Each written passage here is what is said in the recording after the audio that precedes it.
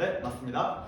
자, 여러분 그럼 오늘 수업 시작해 보도록 하겠습니다. 자, 수업을 시작했는데 여러분들 표정이 생글생글 웃고 있는 게 선생님의 기분이 너무 좋아집니다.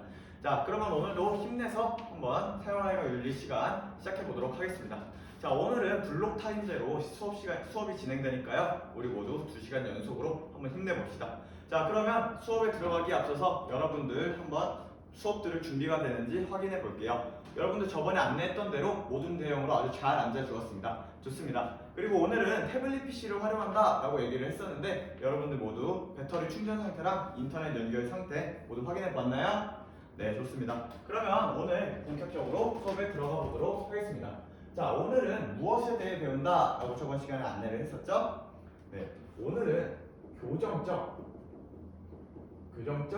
정의의 의미와 그 윤리적 쟁점에 대해서 배워본다고 안내를 했었죠. 자, 여러분들 교정적 정의에서 말하는 이 교정이 무슨 뜻인지 알고 있나요? 지금 찬서가 치아 교정이요 라고 얘기를 해줬는데 맞아요. 치아 교정이랑 같은 뜻이에요. 잘못된 것을 바로잡는다 라고 하는 뜻인데요. 교정 같은 경우에는 교정적 정의와 같은 경우에는 우리가 사회에서 교정한다 라고 얘기를 한다는 것은 범죄자를 바로잡는다 라고 하는 의미예요.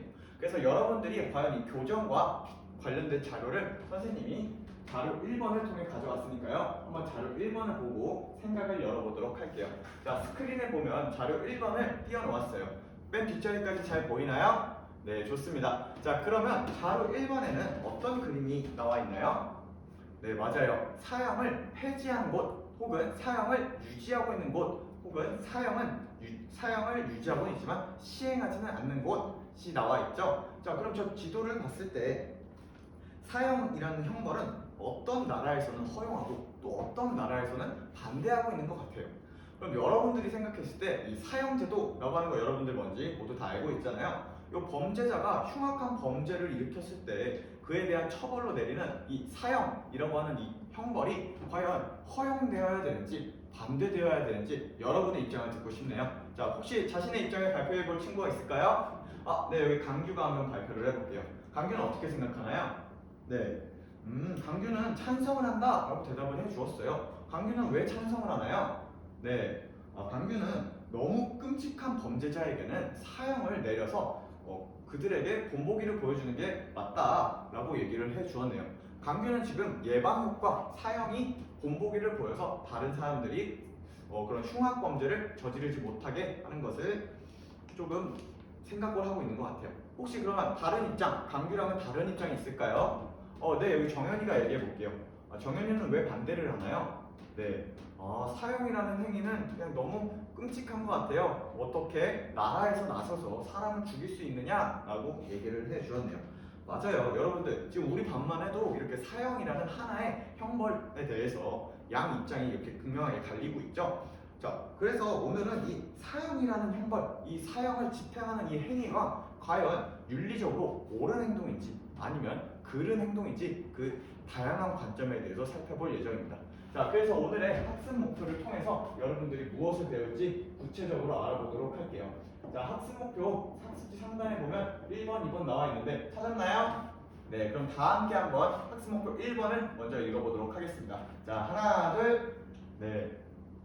1번은 사형 제도의 윤리적 쟁점에 대해서 이해할 수 있다가 우리가 첫 번째 학습 목표 1번이고요. 자, 두 번째도 읽어볼게요. 하나, 둘, 사형 제도의 윤리적 쟁점에 대해서 자신의 입장을 정립할 수 있다가 두 번째 학습 목표입니다. 자, 오늘 이렇게 해서 두 가지 학습 목표를 주제로 오늘 학습을 시작할 건데요. 오늘 그러면 무엇을 배워볼지 바로 들어가 보도록 하겠습니다. 자, 학습 목표 1번을 보면 우리가 사형 제도에 대한 윤리적 쟁점을 배워본다라고 소개를 했었죠. 자, 사형 제도에 대한 윤리적 쟁점은 크게 두 가지가 있는데 어떤 쟁점이 두 개가 있을 것 같아요?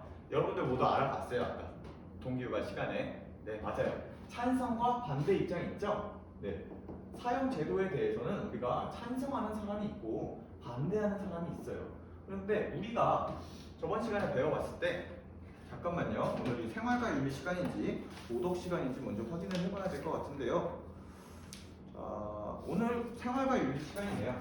우리가 공리주의와 의무론 이런 내용에 대해서 우리가 많이 배웠었죠. 그럼 여러분들 의무론 같은 경우에는 과연 사용제도에 찬성할 것 같나요? 반대할 것 같나요? 뭔가 지금 동준이가 의무론은 뭔가 왠지 사용에 대해서 반대할 것 같아요 라고 얘기를 했는데 왜 그렇게 생각했나요? 네. 의무론 같은 경우에는 우리가 목적으로서 인간을 하라고 했는데 그렇게 사용을 해버리면 인간을 수단으로 대우하는 거 아니냐? 라고 대답을 해주는데 의무론에 대한 이해가 아주 깊은 것 같은데 사용에 있어서는 조금 다른 관점을 취하고 있어요. 자, 사용에 대해서 우리 칸트가 말하기를 사용은 사형이라는 형벌을 내림으로써 그 범죄자를 마지막으로 인격적으로 대할 수 있는 유일한 방법이다 라고 얘기를 하면서 사형이라고 하는 것은 그 범죄자를 수단으로 대우하는 것이 아니라 사형을 통해서여야만 그 흉악범을 비로소 목적으로서 대우할 수 있다라고 얘기를 합니다. 그래서 칸트가 말한 의무론의 경우 사형에 대해서 찬성하는 입장을 가지고 있어요. 자, 그러면 여러분들 공리주의, 의무론이 있다면 공리주의가 있죠. 자, 공리주의 같은 경우에는 어떤 것을 제일로 1순위로 주장을 하죠? 그들의 제1원리가 뭔가요? 맞아요. 최대 다수의 최대 행복이라고 그들이 이러한 슬로건을 내세워서 공리주의를 주장하고 있죠. 그러면 공리주의의 입장에서 사형제도를 찬성할 것 같나요? 반대할 것 같나요? 예, 행복에 따라서 조금 다를 것 같다라고 여러분들이 얘기를 해줬네요. 여러분들의 생각이 어느 정도는 맞고 어느 정도는 틀려요.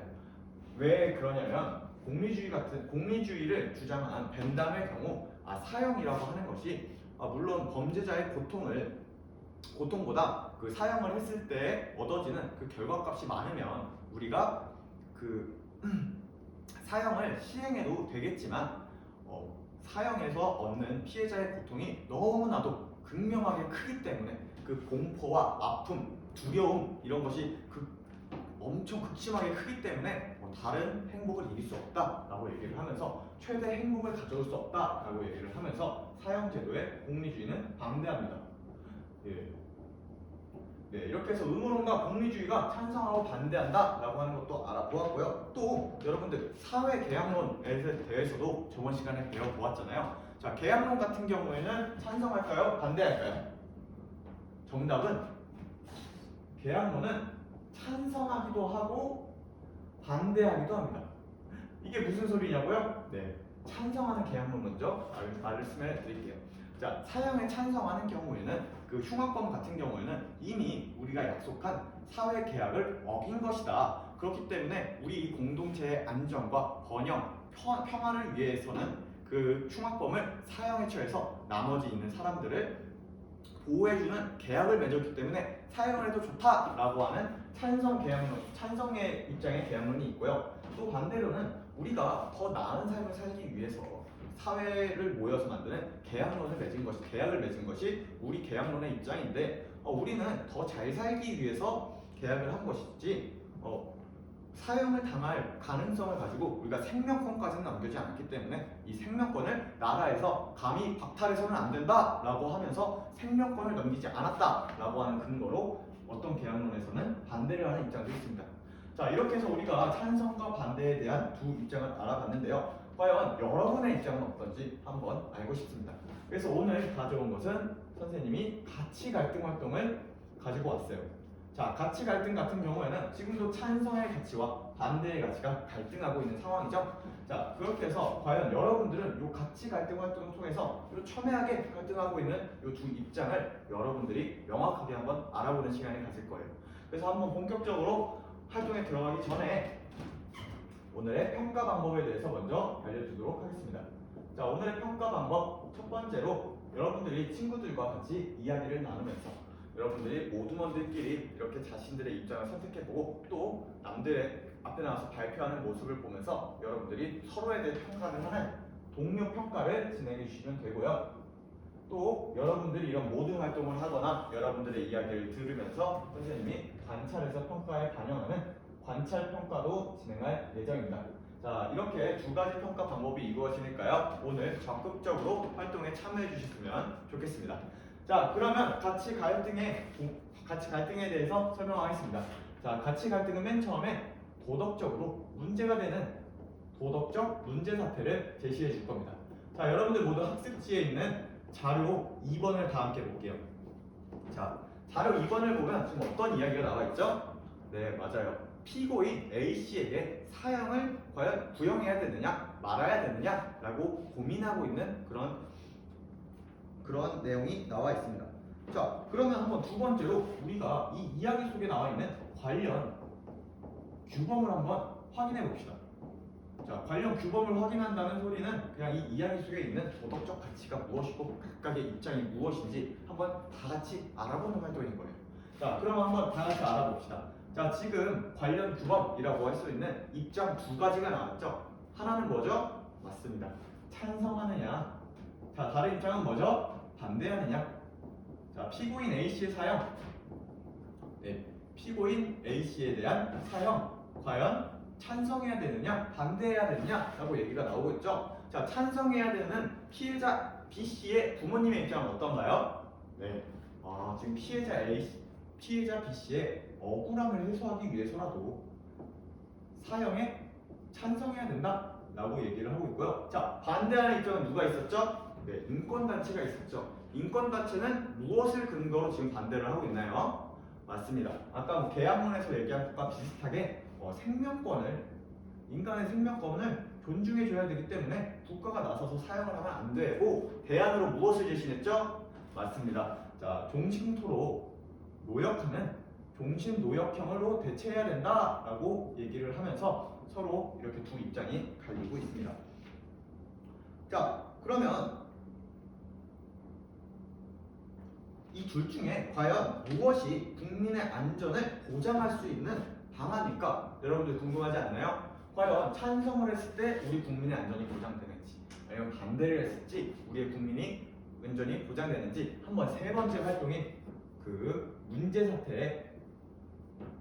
사태의 성격을 분석해 보면서 함께 알아가 봅시다. 자, 이렇게 해서 세 번째 활동 문제 사태의 성격의 분석까지 모두 끝이 났습니다. 자, 그럼 네 번째로 우리가 양립된 입장의 결과를 예상해 봅시다. 네, 양립된 지금 찬성과 반대로 나뉘어져 있는 이 양립된 결과를 각각 선택해 보았을 때 과연 어떤 결과가 나올지 양립된 결과를 예상해 보는 활동을 할 건데요. 자, 그러면 여러분들 한번 첫 번째 물음에 한번 답해 볼게요. 학습지에도 있는데 모둠별로 한번 얘기를 해보면 좋습니다. 자, 과연 사형제도를 시행했을 때와 또는 시행하지 않았을 때 예상되는 결과가 각각 어떻게 되는지 그 각각의 결과를 한번 모든 원들끼리 이야기해보면서 적어보는 시간 가져볼게요. 네, 여러분들 모두 적어보았나요? 학습지에? 그럼 모둠끼리 한 명씩 한번 발표를 해보면 좋을 것 같아요. 혹시 어떤 입장이 있을까요? 네. 네. 시행을 할 경우에 지금 존중조가 발표를 하고 있습니다. 네. 시행을 할 경우에는 사형을 시행할 경우에는 억울함도 풀어주고 또 사회에 그런 흉악범들이 적어져서 안전한 사회가 될 것 같다라고 얘기를 해주었습니다. 안전한 사회. 자, 그러면 반대 입장도 들어봐야겠죠? 그러면 다음 모둠, 배려 모둠이 한번 얘기해 보겠습니다. 시행하지 않았을 경우에 예상되는 결과가 무엇이 있었나요? 시행하지 않았을 때는 뭔가 생명권이 존중되는 사회가 이루어질 것 같다라고 하면서 대시문 속에 있는 인권단체와 같은 입장을 얘기해 주었네요. 자, 그러면 여러분들이 지금 안전한 사회, 생명권 존중이 된다라고 하는 조금 좋은 쪽의 긍정적 측면의 결과를 말해줬는데요. 그럼 각각을 시행했을 때 부정적인 측면은 무엇이 있는지 다 적어봤나요? 네, 정의무수미 한번 발표를 해볼게요. 자, 만약에 시행했을 때 예상되는 문제점은 무엇이 있을까요? 억울함을 풀려다가 오히려 억울한 상황이 만들어질 수 있다고요? 어떤 의미인가요? 지금 사례에 보면 지금 피고인 A씨는 가스라이팅으로 인한 직접 살인이라는 죄목이 있는데 만약에 가스라이팅이 아닐 경우에 그들을 어떻게 보상해 줄 것인가 라고 하는 문제가 발생할 수 있다라고 얘기를 했네요. 맞아요. 방금 정의조가 말해준 것처럼 그게 누명일 수도 있어요. 네, 누명일 수도 있다라고 하는 입장이 있고요. 또 만약에 시행하지 않았을 경우의 단점은 부정적인 결과는 뭐가 있을까요? 네, 여기 평화모금.